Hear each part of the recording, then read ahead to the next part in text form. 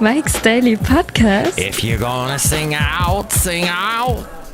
It's Mike Matthews stepping in to Café Anyway, located somewhere in Podcaster Valleymont.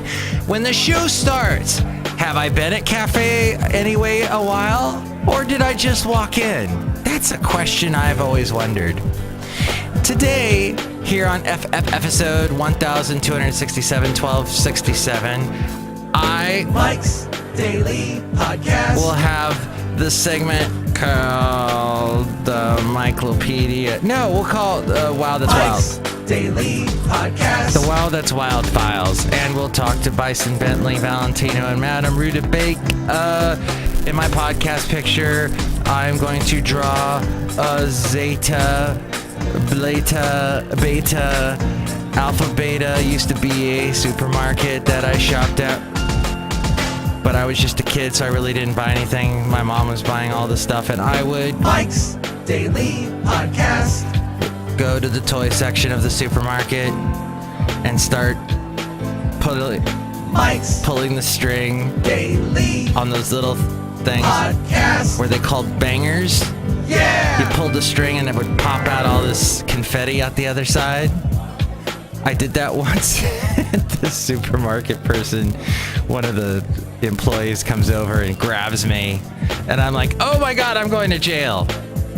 But he was just walking me out of the store to, like, you know, well, to the front of the store to get on the... Did they even have microphones back then to say, hey, whose kid is this? But my mom caught the guy on the way and said, oh, I'll take care of him. And I was in trouble. Yes, I think that's one of the few times I broke the law. I'm not a lawbreaker. Maybe that's why I'm not geared for this whole Trump presidency, because apparently if you're going to be anti-Trump, you've got to be a lawbreaker.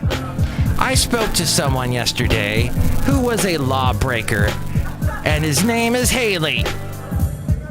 The Daily Haley. No, he's not a lawbreaker, but he pointed out something. He took umbrage. Yes, umbrage. With something that I said, and then he broke the law. No, he didn't break the law. He is very law-abiding, but he said to me, you know what? You said that Donald Trump believes in freedom of expression. That's wrong. Wrong, because he doesn't. It's wrong. Wrong. And look who just walked in. Because several times he has tried to squash the truth. And in fact, he does. He does obfuscate the truth. And this whole alternative media thing and the fake news, it all comes from Trump. That's the truth. So I see Haley's point. And then Haley said, you know, Mike, you may be a liberal, but I'm left of where you are. I think he said he's a leftist or something. And I said, oh, okay, that could be. But I think the older you get, most people tend to fall into the middle the older you get, because then you start owning things and you start paying taxes and you start going through all that crap and you start going, maybe I don't feel like giving everything away to people that are needy. Maybe I feel like being a little bit greedy. But then I think, no, I'll give some of it away. I'll pay taxes. Maybe they should take some more taxes out. I don't know. But you know what the thing is that somebody else just walked in. And I haven't said hello to any of these people. Hello, Michael Master. It's Madame Rootabega. I'll take your money. Oh, I'll take the money and run. Don't take my money and run. That's not nice. No, that was the Steve Miller Band. Michael Master, I dated the Steve Miller Band. Oh, really? What was that like? They had that big old jet airliner. Oh, yeah. Carry Me Too Far Away from Home. Oh, hey, that's another band that you can't play on the radio now because some huge conglomerate bought all the songs and they're suing like internet radio people and saying you can't play our songs. That's the fake truth. And I took umbrage with that because I love music and I don't like anyone taking my music away. Look who else is here. Hello there, Mike. This is Valentino, the parking attendant. And this is Bison Bentley. Do you know that? Mike, we're really scared because Trump wants to throw all the immigrants out of the country there. Yeah, because we're immigrants. Do you know that? You are? What country are you from? We're from Smoothistan. Yeah, Smoothistan. It's really cool. It's smooth. Just like the ocean under the moon. Do you know that? Smoothistan. Wow, I never knew you guys were from there. Yeah, and we're here illegally there. Yeah, we don't even have a work visa. We need to find a great little place to stay. Oh, like a sanctuary town? A sanctuary village? A sanctuary county? Yeah, one of those. Do you know that? Okay, I hope you find sanctuary, but soon those sanctuary villages, towns, and counties and states will be, sanctuary cities will be defunded. The government's gonna take, fine them and stuff. I heard all this on a podcast. Not this one, obviously, but To the Point with Warren Alney. And I realized I don't know DACA from my DAPA, from my Dreamers, from my Screamers, from my anything. Oh, it's so confusing. And here's today's podcast picture. But that's because I'm not an immigrant. But my mom is. She's still around. As of this recording, she's still around, thankfully. And my damn phone is ringing like crazy. Are people making calls to me at 336-MM Daily? That's where you can call me, 336-MM Daily. And let's look at the podcast picture. It's someone who just walked in. Hello, Mike. I make the root beer that they don't have at the Panera. Oh, boy. Yeah, they don't sell your root beer at Panera. Oh, man. Go! I'm so mad. Oh, boy. Yeah, but the Brewmaster and I, because I haven't drawn the Brewmaster in a while, he's in the drawing today in the podcast picture. Check out all the past podcast pictures at mikesdailypodcast.com, as well as the Amazon link. Click on that, buy whatever it is you're going to buy. That helps us out. It's great. Thanks. There's also the PayPal. Do that. It's great. Thanks. You'll become an inglorious Mike's Daily podcaster, and that's great. Great googly movie. That's so awesome. And now the beginning of an MGM movie. No. How about an MTM movie? How about Mary Tyler Moore? I didn't talk about Mary Tyler Moore last show. She's gone. She died at 80. Oh, I'm so sad. Mary Tyler Moore was my mother. Not really, but in my mind. I would watch with my parents. I would watch her show, Mary Tyler Moore Show, where she worked in a newsroom. And there was Ted Baxter and the Ed Grant and all the Gavin McLeod of the Love Boat was with her. Everybody, Betty White was on that show. You do not, if you've never watched a Mary Tyler Moore Show, yeah, some of it is really aged really bad. But first off, you see a glimpse into the 70s. Second off, you see a glimpse into what it was like to be a woman in that era. And to be a woman that wanted to play by her own rules. And you see the sexist world it was. And you go, wow. But you see the comedy that Mary Tyler Moore was able to pull out of the frickin' that life. And then, it was one of the shows where the host, okay, so Seinfeld, Bob Newhart show, all these shows that you take someone's name, actual name, then you build a show around them that's fantasy, but loosely based on the truth. I mean, Mary Tyler Moore wasn't actually a newscaster, but it was based on this personality. They build a whole show around it. And of course, Mary Tyler Moore got her start on Dick Van Dyke's show. There's another one that was all about, performer, and you had, countless others. Oh, Lucy, I Love Lucy. There you go. So many shows. That's the original, I Love Lucy. So Mary Tyler Moore took the I Love Lucy idea, 3 cameras shot on a set. God, I used to... Oh, and by the way, Mary Tyler Moore owned the Bob Newhart show. Did you know that?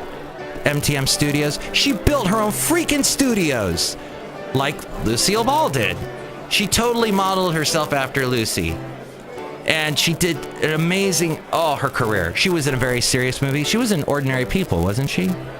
Or is the other one around that time that came out? She also did, one of my favorites. You've got to watch Flirting with Disaster. Ben Stiller, Patricia Arquette, Tia Leone. What's his name? He was in Joe Hex. The son of...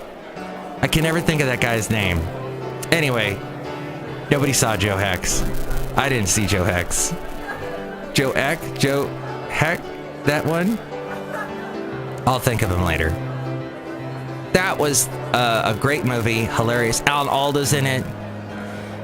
Mary Tyler Moore does a great... She's not in it very long, but she's hilarious in that movie. So... we lost her. I'm so sad, but I watched her all the time growing up. Watched that show Sunday nights. It would come on CBS. And it was always funny. I didn't get half the jokes because I was a little kid, but it was just an impression on me. I'm like, she would do stuff. Gonna miss her. She would do stuff. Boy, I can talk as good as our president now. That was my sad, grief-stricken sniff that I just did for you. Mary Tyler Moore, gonna miss her. Not to mention my mom's friend Eva, who she passed away a couple years ago, but she totally looked like Mary Tyler Moore in my mind.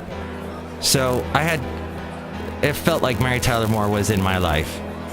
And I was just saying Mary Tyler Moore was awesome. So MTM Productions, they poked fun at the MGM Lion, who I just had.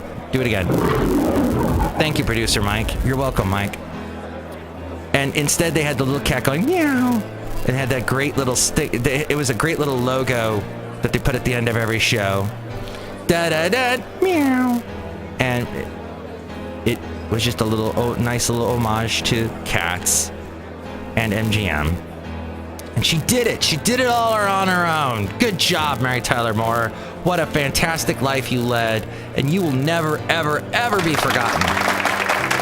Because you did it on your own. Let's hear it for people that do stuff on their own. Like podcasters that do it on their own. Like your friend Mike Matthews. Mike'sDailyPodcast.com, and we are now on the iHeartRadio app. Yes, it's on like Grey Poupon, to quote Greg Proops. That's a thing. So check that out if you don't have the iHeartRadio app. I'm not a big fan of the iHeartRadio app because Clear Channel owns it, and Clear Channel, Cumulus, I don't know. I could go on another radio rant, but I would like to direct you to my past podcast this past week if you'd like to hear my rants on those subjects. The one other thing I would like to point out, my other subject of note would be that I was measured wrong yesterday. I had to go to a special medical screening for my work. It helps with getting me very low-cost health care, as actually almost no-cost health care, thanks to my company, but I do have to go through an examination that they pay for, and the gal, and she was a gal, very beautiful woman, she took my height. Well, she said, I can't reach the top of you because you're much taller than me, but you need to put this thing from the ceiling, pull it down, put it on top of your head, and that will measure how tall you are. And I'm like, okay. So I did that, and I took my shoes off first, and I did that. And I thought she said 5'9", but when I thought back later, I think she actually said 5'11".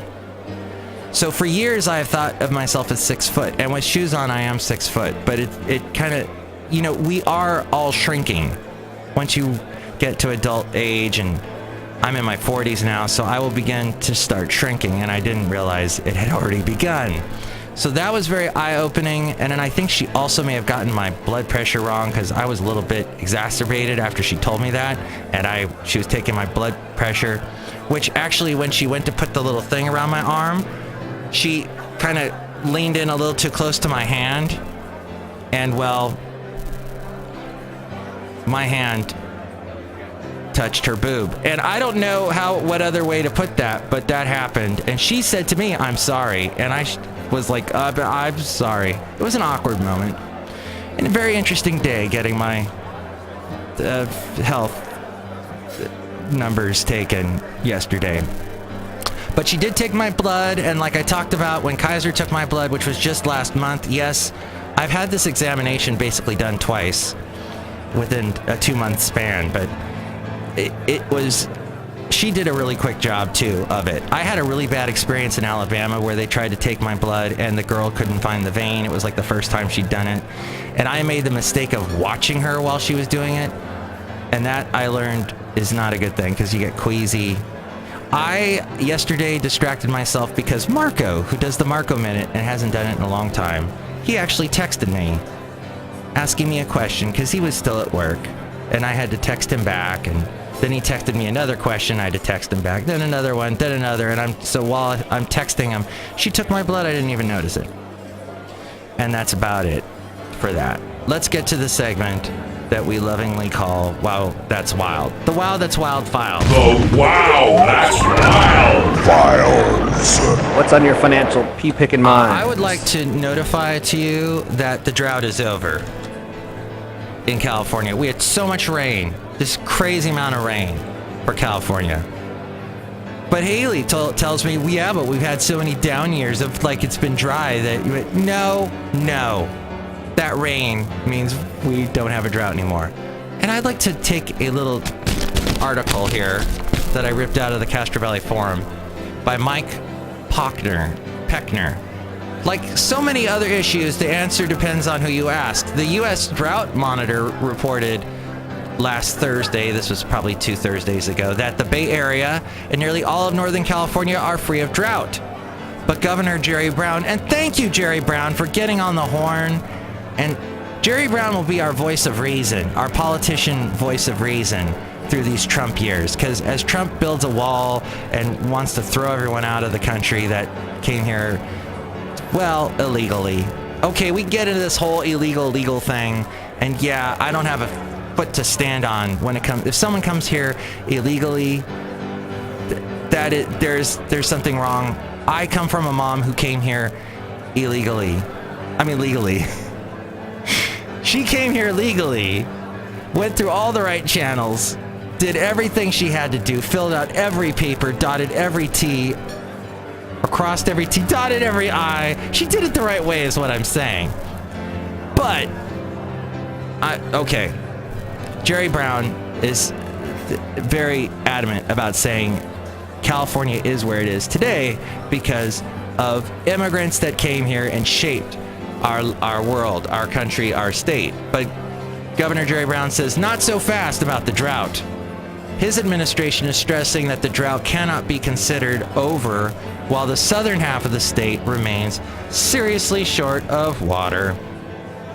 Meantime, the East Bay Municipal Water District, where Pod Castro Valley is a part of, is releasing stored water from Pardee and Comanche reservoirs in anticipation of more rain and extending through this coming weekend. Actually, this is last weekend. This is the first time both lakes were filled to the brim since the winter of 2010-2011 following the spring snowmelt from the High Sierra. And by the way, you saw that podcast picture earlier this week of Lake Chabot overflowing. I've never seen it that full. The Weather Service says the next weather system, that's over with. The recent storms, however, have saturated the ground throughout East Bay, and that's an issue. But we've had a lot of sun this past week. The ground has dried out somewhat. Castro Valley has received a total of 19.02 inches of rain this season. And the other interesting thing from the Castro Valley Forum, this article talks about what the rain has done to our town, specifically our wonderful golf course that we have in a little valley, which I often walk around this golf course. There's trails that go around it. Part of the East Bay Regional Park District. I walk with my dog, Basil the Boxer. We did that yesterday, as a matter of fact. Large stretches of the Redwood Canyon Golf Course in Castro Valley where actually my friend Robert, who is now the owner of the dog Winter, that I was talking about earlier this week as well, he got married. Well, he had his reception there, and I DJ'd the reception at that golf course. His reception with his new wife, Christy. This golf course was covered with several feet of swirling, muddy water. Oh, black water, keep on turning, Mississippi moon, keep on shining on me. I think that song is also banned. As the East Bay Municipal Utility District, or EBMUD, continued to release excess water from its upper San Leandro Reservoir. According to a daily EBMUD reported issue at midnight on Sunday, the upper reservoir was spilling at the rate of 285 cubic feet per second, while Chabot Reservoir below the golf course was releasing 155 cubic feet per second. Redwood Canyon appears to be serving as a kind of relief valve. This is where the Redwood Canyon golf course is, because the amount of water coming into it is almost twice that of the amount draining out. The golf course is being filled at its upper end, and the water is also backing up into it from its lower end. Some are concerned that the driveway from Redwood Road could eventually flood. Interesting. So yeah, Redwood Road is a very busy road that you can take from Castro Valley all the way to like Walnut Creek, basically. And that could, if that floods, we have issues. Now, I walked past that exact area yesterday, and in fact, people were teeing off. They were doing the driving range. I could hear the balls being hit over there at the golf course. EBMUD Director Frank Mullen of Castro Valley said the situation was unavoidable. When the water reaches certain levels, we have to make, and as I open the paper, you can hear that, because this is live podcasting. Otherwise, it is bad for the dam if the water isn't released. The water is all runoff, the result of an abnormally rainy past several days. Mellon estimated this month has been 180% of what is considered historically normal rainfall. Wow, which means that the upper San Leandro Reservoir is past capacity. It's regrettable, but the district makes it abundantly clear to the golf course operators that this is a flood plain. EBMUD releases some runoff through the creek that runs through the golf course a few weeks ago, but there is no flooding on that occasion. Mellon said, as we go outside of Café Anyway, we're bringing Mike's Daily Podcast somewhere in Podcaster Valley, that the last time there was such an excess of water and flooding of the golf course was all the way back in 1994. The year of the Counting Crows. Mr. Jones and me. And I started dating a barista by the name of Julie, and we ended up living together for 4 months. That was crazy. Oh, memories. Julie and her patchouli. Boy, the apartment stank of her patchouli all the time. Mellon said that the last time was 1994, when that much water came out and flooded the golf course, when there was also a stormy season after several years of drought. So that's sort of the situation. Thank you, Castro Valley Forum, that we have in Podcaster Valley. Here I am at the last place on earth, outside of Café Anyway. And I hope you have a wonderful weekend. I think it's going to be pretty much a dry weekend here in the Bay Area. But next show, we're going to have Chely Shoehart, Floyd the Floorman, John Deere the Engineer. I hope you have a legally good weekend, a legal weekend, and that you don't take umbrage with anything I said. Oh, maybe a couple of things. I don't know. You know, you're your own person.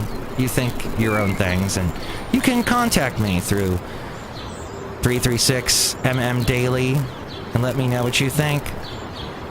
Also, you can email me, and all the links and everything and all your comments and not-so comments can be made at mikesdailypodcast.com. I'm going to enjoy my weekend as I continue to shrink.